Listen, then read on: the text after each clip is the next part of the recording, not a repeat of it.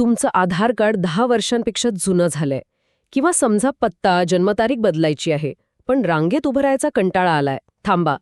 1 November 2025 पासून आधार card update करण्याचे नियम पूर्णपणे बदलणार आहेत. एक प्रश्न विचारते. चुकीच्या माहितीमुळे किंवा अपडेट न केल्यामुळे तुम्ही कधी कोणतेच सरकारी योजनेपासून वंचित राहिला आहात का? आजच्या आपल्या ह्या सखोल चर्चेमध्ये आपण जाणून घेणार आहोत की घर बसल्या आधार कार्ड कसं अपडेट करता येईल, नवीन शुल्क किती असेल आणि कोणासाठी अपडेट करणं पूर्णपणे मोफत आहे. आणि हो, 10 वर्ष जुनं आधार कार्ड खरंच रद्द होणार का? यामागचं सत्य काय? सरकारने लाखो आधार कार्ड का रद्द केलेत आणि जन्मतारीख बदलण्याचा योग्य मार्ग कोणता? सगळं काही जाणून घेऊया. आणि हो, अशीच उपयुक्त माहिती तुम्हाला हवी असेल तर आपला महायोजना चॅनल लगेच सबस्क्राईब करा आणि ही चर्चा शेवटपर्यंत नक्की ऐका, कारण मध्येच आम्ही एक असा गैरसमज दूर करणार आहोत जो तुमच्यासाठी खूप महत्त्वाचा ठरू शकतो. चला तर मग सुरू करूया. सगळ्यात आधी हे जे नवीन नियम 1 नोव्हेंबरपासून येणार आहेत ते नेमके आहेत तरी काय? म्हणजे एका सामान्य माणसासाठी काय बदलणार आहे? सगळ्यात मोठा आणि खरं तर चांगला बदल म्हणजे आता नाव, पत्ता, मोबाईल नंबर किंवा ईमेल आयडी यांसारख्या गोष्टी घर बसल्या ऑनलाईन बदलता येणार आहेत. अरे वा, म्हणजे आधार केंद्रावर जाण्याची गरज नाही. अजिबात नाही. आणि यासोबतच UIDAI एक नवीन इंटिग्रेटेड व्हेरिफिकेशन सिस्टम आणत आहे. म्हणजे तुम्ही आधारमध्ये टाकलेली माहिती आपोआप तुमच्या pan card, passport, driving licence सोबत तपासली जाईल. अच्छा, म्हणजे चुका टाळता येतील. अगदी बरोबर. एक क्विक फॅक्ट सांगतो. सध्या देशात 134 कोटींपेक्षा जास्त आधार कार्ड धारक आहेत. एवढा मोठा डेटा सुरक्षित आणि अचूक ठेवण्यासाठी हे बदल खूप महत्वाचे आहेत. भारीच आहे. म्हणजे आता सगळं सोपं होणार. पण यासाठी काही नवीन शुल्क पण आहे का? हो, शुल्करचनेत थोडे बदल आहेत. नाव, पत्ता, जन्मतारीख यांसारख्या माहितीसाठी आता ₹75 लागतील. ₹75? आणि बायोमेट्रिक माहितीचं काय? म्हणजे फिंगरप्रिंट किंवा फोटो? हो, बायोमेट्रिक माहिती म्हणजे फिंगरप्रिंट, डोळ्यांचे स्कॅन किंवा फोटो अपडेट करायचा असेल तर त्यासाठी ₹125 शुल्क असेल. अच्छा. पण एक आनंदाची बातमी आहे. सांगा. मुलांसाठी एक विशेष सोयी केली आहे. 5 ते 7 वर्षे आणि 15 ते 17 वर्षे वयोगटातील मुला-मुलींचे बायोमेट्रिक अपडेट पूर्णपणे विनामूल्य असेल. वा, ही खूप चांगली गोष्ट आहे. म्हणजे पालकांवर अतिरिक्त भार नाही. यावर एक प्रश्न आहे. तुमच्या मुलांचे बायोमेट्रिक अपडेट तुम्ही वेळेवर केले आहे का? आम्हाला कमेंट सेक्शनमध्ये नक्की सांगा. आता एका मोठ्या गैरसमजाकडे वळूया. आमच्या एका दर्शकाने कमेंटमध्ये विचारले की माझं आधार कार्ड 12 वर्ष जुनं आहे, ते आता चालणार नाही का? खरं काय आहे यात? हा निव्वळ गैरसमज आहे. माझ्या अनुभवातून सांगतो, हा प्रश्न खूप जण विचारतात. UIDAIने स्पष्ट केलंय की 10 वर्ष जुनं झालं म्हणून आधार कार्ड रद्द होत नाही. ते पूर्णपणे वैध होतं. मग हा सगळा गोंधळ का उडालाय? हा गोंधळ मोफत ऑनलाईन अपडेटच्या शेवटच्या तारखेमुळे झाला होता. UIDAI तुम्हाला दर 10 वर्षांनी तुमची माहिती अपडेट करण्याचा फक्त सल्ला देते. अच्छा, म्हणजे हे बंधनकारक नाहीये? नाही, अजिबात नाही. पण तुमच्या सोयीसाठी महत्वाचं आहे, जेणेकरून सरकारी योजनांचा लाभ घेताना कोणतीही अडचण येणार नाही. बरोबर. त्यामुळे घाबरण्याचं काहीच कारण नाही. तुमचं कार्ड पूर्णपणे वैध आहे. छान. हे स्पष्टीकरण खूप महत्वाचं होतं.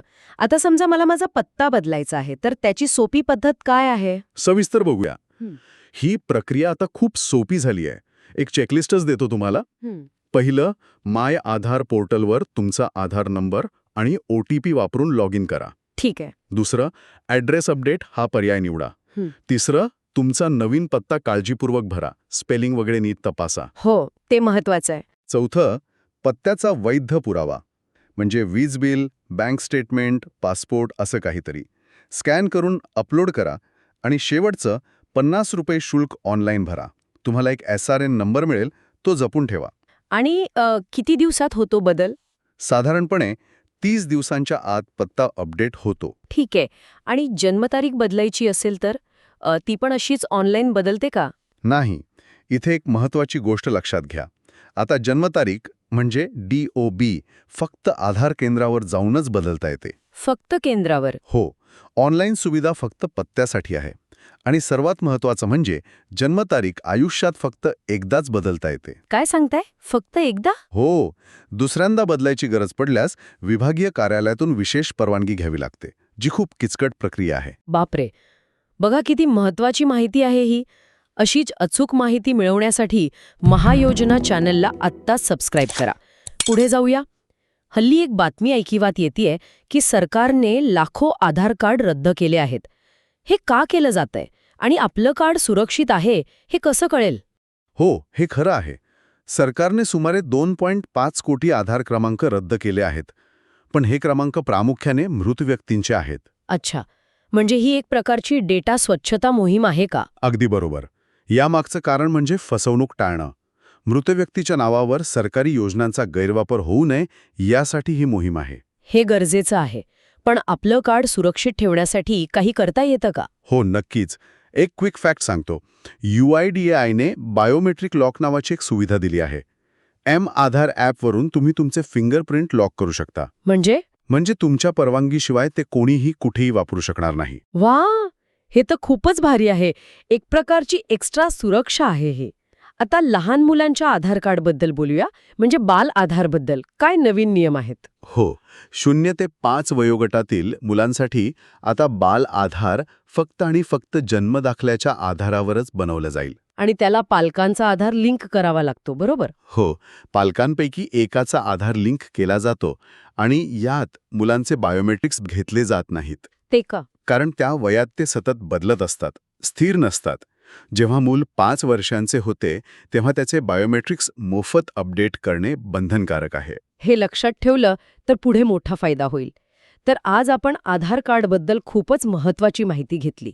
1 नोव्हेंबरपासून होणारे ऑनलाईन बदल, नवीन फी, 10 वर्षांच्या वैधतेचा गैरसमज आणि जन्मतारीख बदलण्याची योग्य पद्धत, सगळं काही आपण समजून घेतलं. एक गोष्ट लक्षात ठेवा, सरकार योजना आणते पण खरी ताकद तुमच्या हक्कासाठी जागरूक राहण्यात आहे. आपलं आधार कार्ड अचूक आणि अपडेटेड ठेवणं ही केवळ एक प्रक्रिया नाही, तर एक सुजाण नागरिक म्हणून आपलं कर्तव्य आहे. अगदी बरोबर. तुम्हाला महाराष्ट्र आणि भारत सरकारच्या योजनांविषयी असंच सोप्या भाषेत मार्गदर्शन हवंय? मग आपला महायोजना यूट्यूब चॅनल खास तुमच्यासाठी आहे. लगेच सबस्क्राईब करायला विसरू नका. पुढच्या भागात आम्ही कोणत्या योजनेवर माहिती द्यावी हे आम्हाला कमेंट करून नक्की सांगा. आणि अधिक अपडेट्ससाठी आमच्या व्हॉट्सॲप आणि टेलिग्राम ग्रुपमध्ये सामील व्हा. हा व्हिडिओ आपल्या गावातल्या किंवा फॅमिलीच्या व्हॉट्सॲप ग्रुपमध्ये जरूर फॉरवर्ड करा, जेणेकरून ही माहिती सर्वांपर्यंत पोहोचेल. तुम्ही कोणाची तरी मदत करून आशीर्वाद मिळवू शकता. आजची ही चर्चा तुम्हाला कशी वाटली हे कमेंट करून नक्की कळवा. आवडली असेल तर लाईक आणि शेअर करायला विसरू नका. आज इथेच थांबूया. लवकरच भेटू पुढील भागात. धन्यवाद. जय महाराष्ट्र.